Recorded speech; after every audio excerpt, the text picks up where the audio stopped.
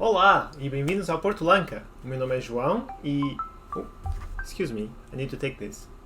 Estou... Hi Boo! The Oh, viewers hi, want Dino. you to stop manhandling my screen time and learn some Okay. Sinhala, as you promised. So next episode, I'm taking over. For now, can you teach them the Sinhala what? alphabet, Since please? when? Dino? Thanks, Hello? love you, Hello? bye! She hang up? Well, welcome everyone to a lesson on the Sinhala Script. The Sinhala Script is used to write Sinhala, the language of the Sinhalese people who inhabit the island of Sri Lanka. The ancestors of the Sinhalese people were not native to the island. They traveled from North India in different waves of immigration, roughly 2,500 to 2,700 years ago. These colonizers brought with them their language, which was closely related to Sanskrit and was written using the Brahmi script. Both time and geography played a decisive role on the evolution of the Brahmi script used to write Sinhala. The Sinhala script started to emerge by the 9th century CE and developed side by side with neighboring South Indian Dravidian scripts, Telugu, Tamil, Kannada, and Malayalam. There are also some visual similarities with Burmese, but those are only skin deep. These influences are not limited to the script, but extend to borrowed words and cultural ties that set Sinhala apart from North Indian languages and culture.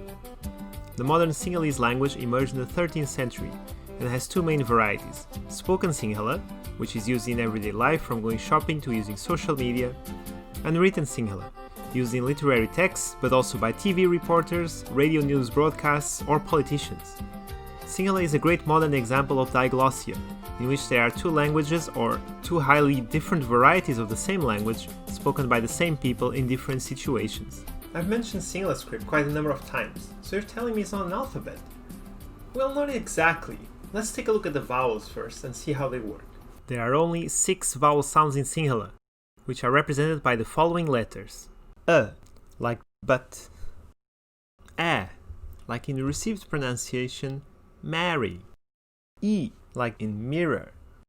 U, like put. E. This sound is not common in British or American English, but it can be heard in certain varieties of English. Take for example A, B, C, E, O, similar to stereotypical Mexican English. Oh, no. In terms of graphemes, A reminds me of the lowercase letter A from the Latin script. Start from the top, draw the belly, and then go up to complete the letter. The letter A is the same, but we add a little stroke to its right. To draw the letter E, just start with a circle and follow on as if you were going to draw a fancy number 3, but then give up at the end. You'll find that many letters in Sinhala start with this little circle. I find it very cute. The letter U is drawn the same as A, but larger and without the final stroke. To draw E, start like A, but add a little stroke below the initial circle, then go around to the top and close the tail. This is the most complex vowel. Luckily, we won't see it very often. To draw O, start with a clockwise circle and expand, then curve down and write a W, but don't stop and carry on over to the other side. You'll notice that there are almost no straight lines shown. That's because straight lines would have split the palm leaves used to write Sinhala in days of old. Each basic vowel can be short or long. In terms of sound, they are just longer versions of the same vowels. However, the letters change to reflect the longer sound. For A, we add a short C to its right to make A. The sound is slightly different. A, like car, A. To A, we zigzag once before finishing the stroke to make A. E changes completely, and this will always baffle me. At least it's still mainly a clockwise circle.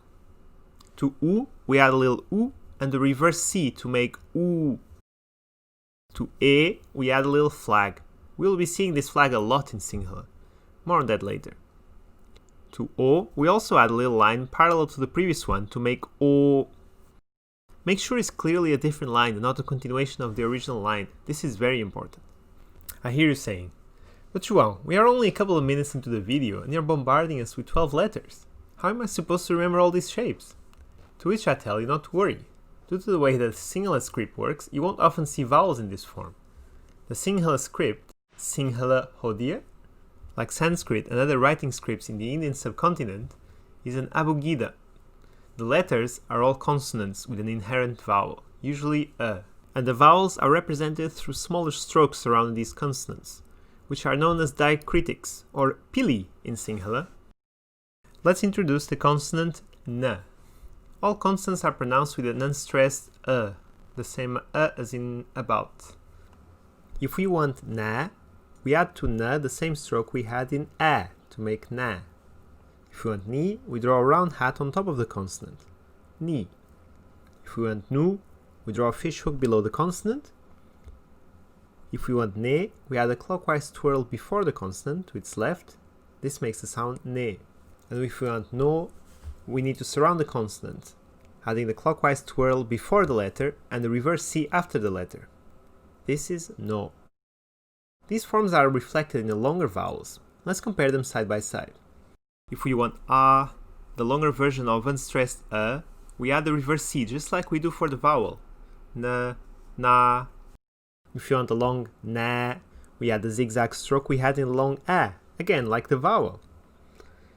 Both and a will always occupy the right side of the consonant. If you want a longer ni, we curl the stroke drawn on top of the consonant. The longer vowel is represented by the curl stroke, ni. If we want a long nu, then a wave is drawn on the fish hook, below the consonant. This makes nu. If you want a long ne, in addition to the twirl, we raise a little flag on top of the letter, the same way we did for the long vowel e. This reads ne. And if we want a long no sound, in addition to surrounding the consonant on both sides with a twirl and the reverse C, we raise a flag on the C, giving us a long no. Finally, there are situations in which a vowel is not needed. In those situations, the flag is raised on the letter without any surrounding markings or strokes, causing it to be read as n. By the way, this flag is called halkirima and is everywhere in the Sinhala script.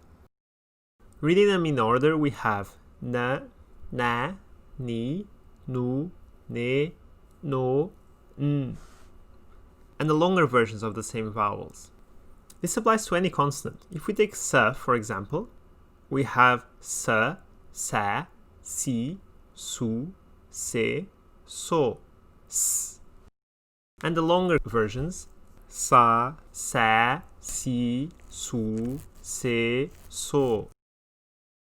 Going forward, I will be using the vowels a, I, u, e, and o to help you read words in Sinhala, as those vowels are the unofficial romanization of the Sinhala script. In this lesson, we covered all the vowel sounds, and how we can add vowels to consonants. In the next lesson, we will cover all the consonants, as well as some common words so we can understand their pronunciation. So see you in the next video. Click here.